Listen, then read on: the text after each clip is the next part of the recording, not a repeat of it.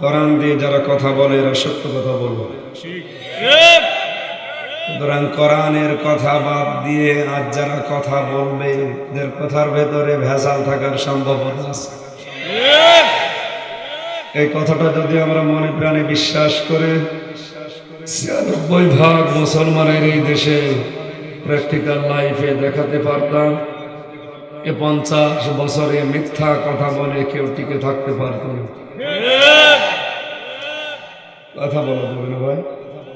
আমার শরীর গলার যে কন্ডিশন দেখতে পাচ্ছেন, আমাকে বলতে দেন যতটুকু পারি।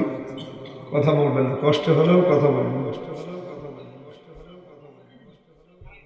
আমার হাকামা বিহি আদিলা, যে ব্যক্তি কোরআন দিয়ে বিচার ফায়সালা করে সেই কেবল ন্যায় বিচার করতে পারে।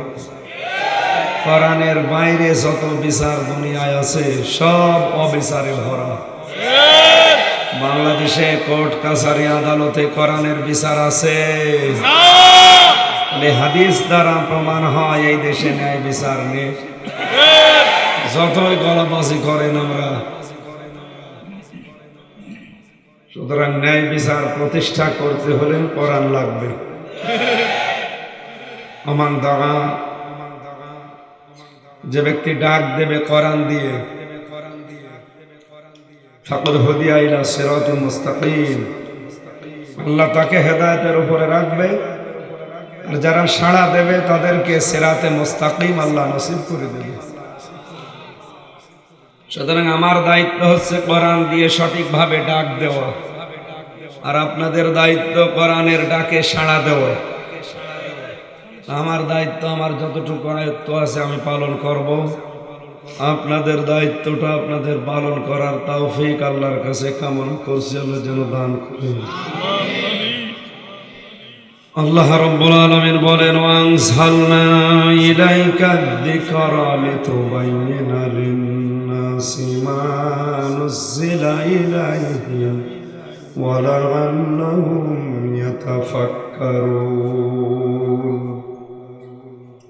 হে নবী, এই জিকির, এই কোরআন আমি আপনার প্রতি নাযিল করেছি এই জন্যে, লিতুবাইয়িনা লিন-নাস, আপনি স্পষ্ট দলিল প্রমাণ দিয়ে মানুষের সামনে এটা ব্যাখ্যা করবেন। কোন মানুষ? লিন্নাস, যাদের জীবন আছে। লাম শব্দটা আরবি গ্রামার অনুযায়ী 19টা অর্থে ব্যবহার হয়। এর অন্যতম অর্থ লাম ব্যবহার করা হয় জীবিত মানুষদের জন্য। আজ বাংলাদেশ সহ বিশ্বের বাস্তবতা পুরা পাল্টিয়ে ফেলেছি আমরা। কোরআন এখন জীবিত মানুষদের সামনে আর বলা যাচ্ছে না। পড়তে চান মরা মানুষের সামনে বলো। কোরআন কি মরা মানুষের জন্য দিয়েছে আল্লাহ? কোনো দরকার নেই মানুষ মরে গেলে কোরআন। ওর জীবন যদি কোরআনের ওপরে চলে থাকে, ওই মানুষ মারা গেলে কোরআন আর পড়া লাগবে না, কোরআন নিজেই তার জন্য সাক্ষ্য হবে। জীবিত অবস্থায় যে লোকটা কোরআনে কারীম দিয়ে শিক্ষা ব্যবস্থা জারি করে নাই, এরকম লোক যদি মারা যায়, কিয়ামত পর্যন্ত ওর জন্য যদি কেউ কোরআন পড়ে ওর আযাব আরো বাড়বে। শিক্ষা ব্যবস্থা জারি করার জন্য আল্লাহ দিয়েছিলেন ইকরা বিইসমি রাব্বিকাল্লাযী খালাক। হে নবী, আপনি পড়েন। হাদিসটা আমি পড়ার পরে আশ্চর্য হয়েছি বাংলাদেশের সাথে মিলিয়ে।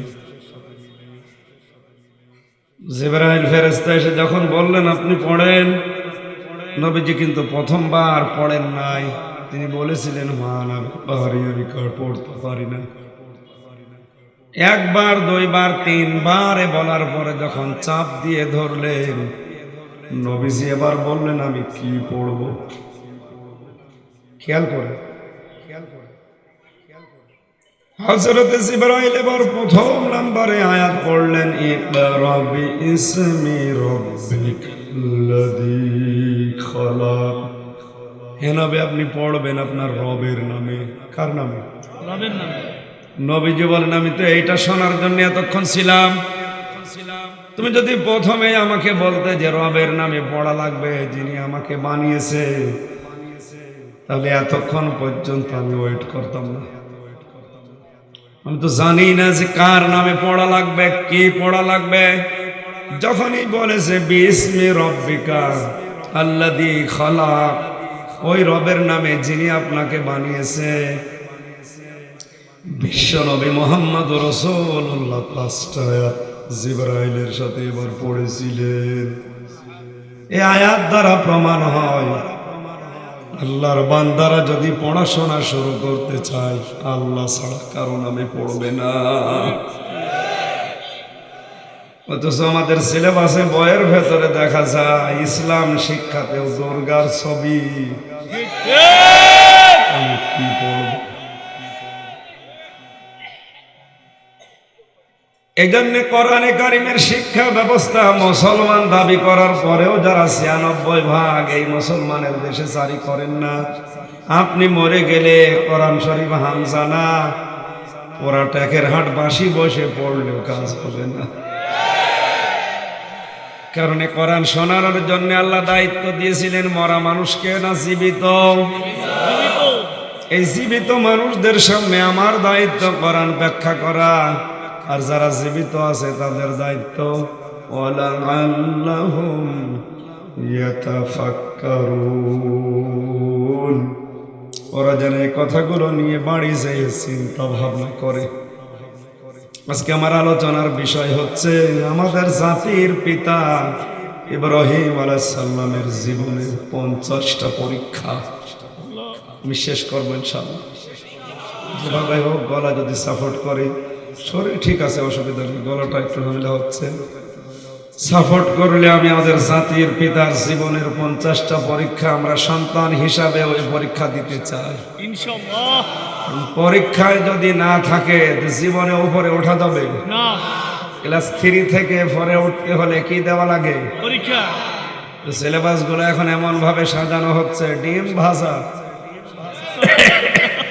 পরীক্ষা বলতে আর এখন আর কিছু থাকছে না, আমরা উপরে উঠবো কি করি?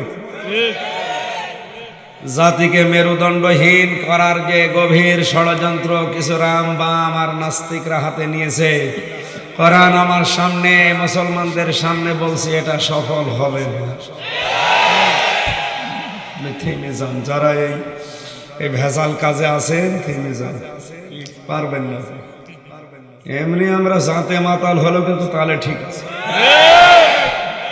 আর যাই মনে করেন যে বিভিন্ন দলে বিদলে বিভক্ত হয়ে গেছে, তা অসুবিধা নেই, দল আমাদের যাই তাই থাকুক। কোরআনের ব্যাপারে যদি এখনো ডাক হয়, এক আছে না নেই?